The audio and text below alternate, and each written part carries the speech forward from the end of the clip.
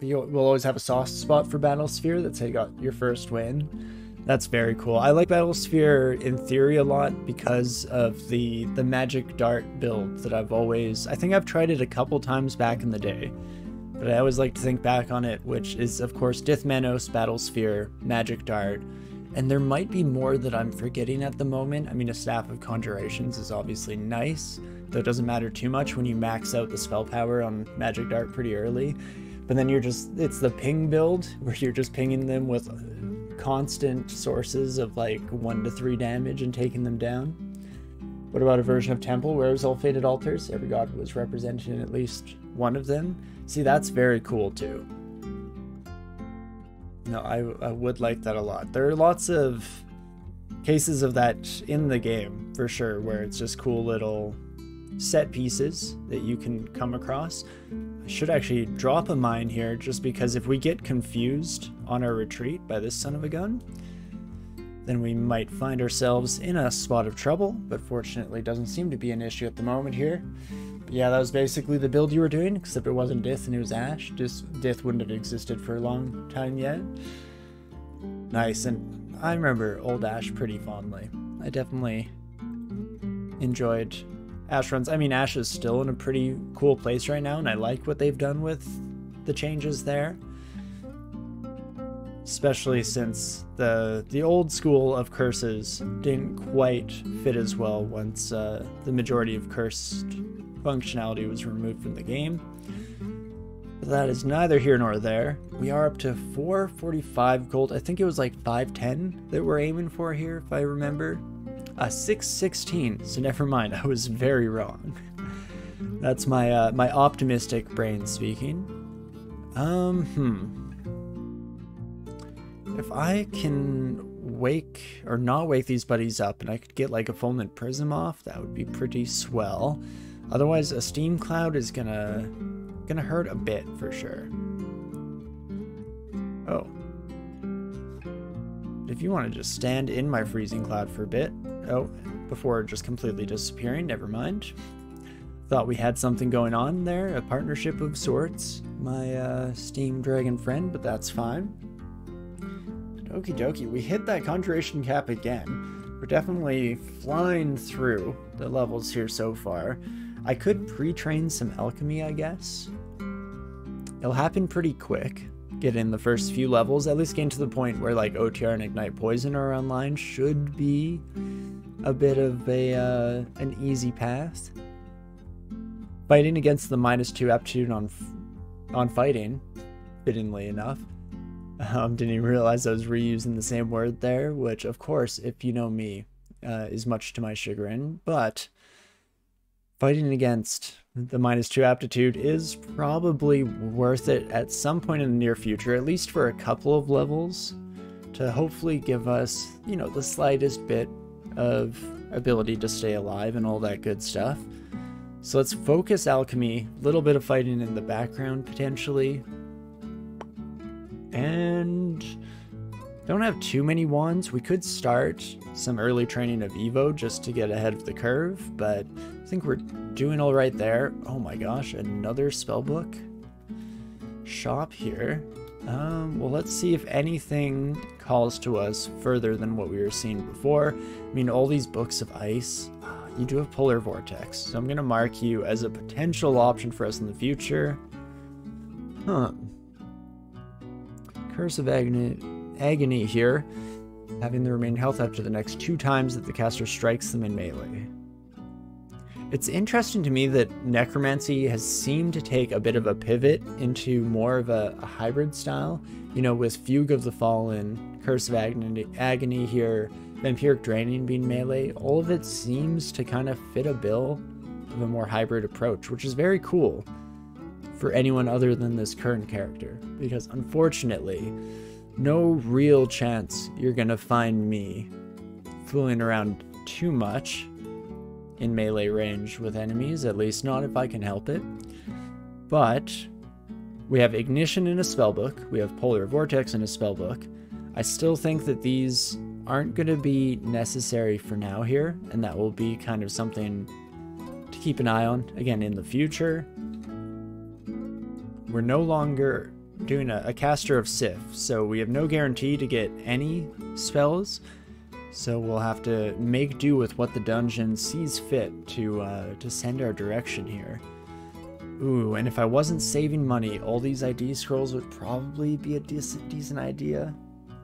Hey Robodeal, how's it going? That was my favorite bird lover. Thank you so much for the Prime. I didn't know anyone was still subscribed to the channel. But no, thank you. I do appreciate it, friend. It's nice to see you again. And I think that's it for us. We could... Amnesia is good. I actually should buy the Scroll of Noise. 14 gold is a small price to pay for a free ID of that variety of scroll. So that's not too bad. We did, of course, leave our Steam Dragon friends somewhere on the level. No idea where they went, but I guess we're just not going to worry about it for now. And we'll keep on keeping on. We did find our Orc entrance, but we have not found Lair yet, so hopefully... I mean, it's guaranteed either this floor or the next. But sooner rather than later. Ooh, and we do get a bit of a rematch here. Why, hello there. Fantastic. Would have liked it if you could, dropped your skin, my friend, but it is what it is. Won't ask for much. And let us actually do a little bit more IDing.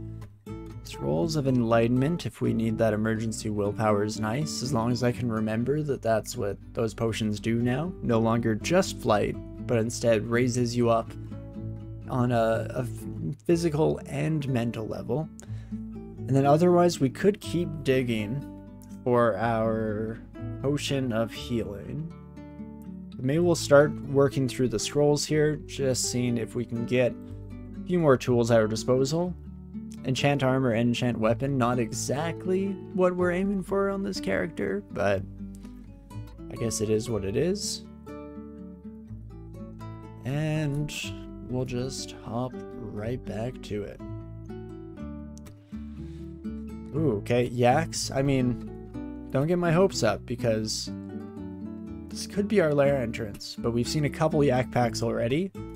The death yak actually makes me a little bit more convinced that this may indeed be our friendly entrance to lair. Oh my gosh, quite a few death yaks actually. Okay, and we do have a stairwell right behind us. Don't random energy up to me again, please. Holy. Well, at least keeping things from being too dull here, to say the least.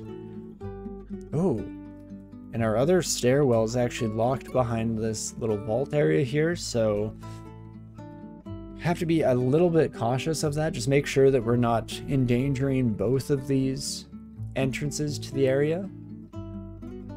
But what do we wish to do here? Is maybe try to gain the attentions and affections of one death yak here. Prep the zone here a little bit as well. Some freezing clouds for your trouble, my friend. Fantastic. And that's not too bad. In fact, if we can just kind of fill all of the intervening space between us with some freezing clouds, I'm not too unhappy about that. In fact, that should kill you. Not quite, but there we go. One pip of IMB does do the trick. Beautiful. Birds are all over your keyboard and you're trying to play Fantasy Relink, making it difficult. Yeah, birds, the lesser known equivalent to cats when it comes to keyboard manipulation and the lack of respect therein. But okie dokie. Hello, my death yak friend. If you could just... Everybody chill. Perfect. And rinse, repeat, and all of that good stuff. Fantastic. Well, I'm hoping that 3 death yaks is the capstone on what we encounter here as we wait, or rather make our way through the rest of the level. I mean, fortunately, we've kind of proven that we're able to deal with them, especially if I'm at a point where we still have a decent amount of MP at our disposal. So that's not too bad. Hello, Megster, how's it going? We will blast you with some Searing Ray, Freezing Clouds, all of the good stuff. +1 Acid Dragon Scales. I mean, I've kind of rethought our initial take on this just because we got a +2 robe with an ego on it. Acid Dragon Scales isn't that much better. I think this would still increase us by 2, 3. So it's right at the cusp of knocking us up another point, which again, that is what, like a 33% increase in our defensive capabilities here. So that's not bad by any means, but not something we necessarily have to rush into here either. You know what, let's take you a little bit of a walk. I probably should have been slightly more careful about how we handled that, because we very easily can succumb to our own cold. I mean, earlier we saw us get hit with a cloud and it took almost half of our health away. That time there was a chance that we were 2 clouds deep. 2 times 50%, hate to break it to you, that's 1 dead deep elf, as far as I'm concerned. So maybe try to avoid that in the future, Torinski. If I could be so intelligent to have a minor amount of self-preservation. Though I also just realized we have a protection from cold ring, so that's helpful. That will hopefully keep us in one piece slightly longer. We'll do another check on our gold count here. We're very slowly but surely making money. Unfortunately, still a ways off from when we are gonna be ready. Hydropal. Well, we cannot let you get to the water, so I guess this is our life now, and we're eventually going to run out of magic just in time, fortunately, for you to be taken care of. So a little bit of a breath of relief there. And then spell casting, you know, let's get a bit more of that to resolve some of those magic point concerns that we've been having so far into the run. And what else? Just realized we took a Maymon's Demon Whip, Maces and Flails, -3 aptitude. Maybe not the best option for us. In fact, if we can get a slightly better staff, that would be great. Very much in line with our spellcasting sensibilities here, as it were. But I think I'll turn on Evo as well, and Evo and spellcasting being trained up a little bit at least gives us some utility, some auxiliary defenses here. Doing it that time. I'm okay dropping that right there. Fantastic. Sorry, my two-headed friend. Take a bit of an ice bath and talk to you later. Oof. Gargoyle can do a lot of damage. I actually wasn't really paying close attention there. I wasn't sure if that was an iron shot or what is it, stone arrow? Was a stone arrow. So no kidding, that hurts. Definitely packs a bit of a punch. Taste of my own medicine, I guess, at the end of the day, so I can't be too upset about it. But that finishes D10. So the question now becomes, we want to explore a couple more levels of the dungeon, or head straight into Lair or Orc. We have a bit of a catch-22 facing us right now, because I'd like to go into Orc to get money so we can buy the spellbook that has Toxic Radiance in it. But unfortunately, Toxic Radiance would make Orc way more manageable. You see where we're sitting here at the moment? So in that regard, I'm tempted to at least peek into a couple more dungeon floors here. Usually up to D12 is where I feel comfortable exploring before venturing into Lair. We could also jump into Lair. Lair just doesn't really have much money lying around, so there's no guarantee that we will make enough to really make that approach fitting for the Orc plan. Vile Clutch. That might change things. We've actually gone quite a few spells. It's been a bit too long since we checked in here, but Vile Clutch, even with the nerf, is still incredible. And Necromancy, again, we have a very good aptitude in. Earth, we may or may not need any actual skill points in order to get this son of a gun up and castable. Is it worth the pivot now, though? That I'm less sure about. It seems like something that could be a good idea when we find ourselves able to cast OTR and Ignite Poison, and then we can kind of clear all the current problems, trials, and tribulations with those spells, gaining enough experience to cast this. I'm also taking a peek now at Ignite Poison. Still at 11% failure rate is too high. So we will need a bit more alchemy training, if not a little bit of fire, to make this feasible. Humnidum. Eh? Well, potentially what this looks like in practice is we're actually just going to reduce our goals for the moment here on these two. In fact, you know what? Spellcasting, you'll make it to 12 pretty dang quick. And let's see where that leaves us at the end of the day. Pair of rune boots. And we're getting a lot of shop items that I would like to see in action here. Are you... Jesus. Gonna be taking hits from our invisible friend this whole time. Oh gosh. I don't have any scrolls of fog. I don't actually know if I have a clear line of sight to you either, my friend. It's not like this is a guarantee to really do the trick there. Oh man, Centaur Warrior's real bad for us. I was hoping they didn't see us when we initially caught wind of them. I was not paying close enough attention to actually notice if they still had a question mark on them, and unfortunately, they are going to be a bit of a problem here for us. Is there anything that guarantees survival? I don't believe so. Unfortunately, can a scroll of fog, my kingdom for a scroll of fog here. I have to hope that invisible friend steps between us and catches an arrow, I guess. This might be the end of Elf, unfortunately. Oh, how quickly the turntable. Close that door, and okay, still have to survive going up the stairs. You deal what? 25 plus an extra 13. It's not good. I can drop a prism between us.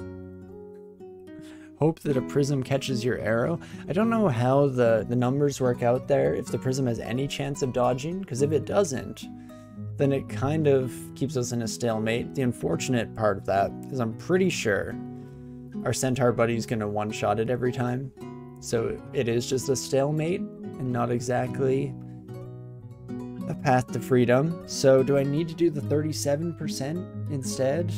1/3 chance versus if I head upstairs, we take probably a couple shots to the dome. And I think we die there. Stalemate until you count for MP anyway. True, so it's actually even worse than I was alluding to. Oh me, oh my. Well, fortunately, we never miss a 37%. The second time, of course. Perfect. I don't know if it's worth it for us to head back down there at all. That is terrifying. That's kind of why I was originally hoping not to do our usual down to D12, because if you start to get some of those later dungeon enemies, it can very quickly become a problem for our Deep Elf buddy. So that's interesting. Hey, Health Catch Fire, how's it going? Did you hear something about Deep Elf First Run? That is us indeed here. Good old Kiku First. And things are going well so far. I mean, if we discount the fact that I just barely scraped by the skin of my teeth running away from a centaur warrior that was only moments away from murdering me in horrendous fashion. It's going great, other than that though. So, begs the question, what do we wish to do? I think Lair might be our best bet. Or we could do, I guess, maybe floor 1 of Orc.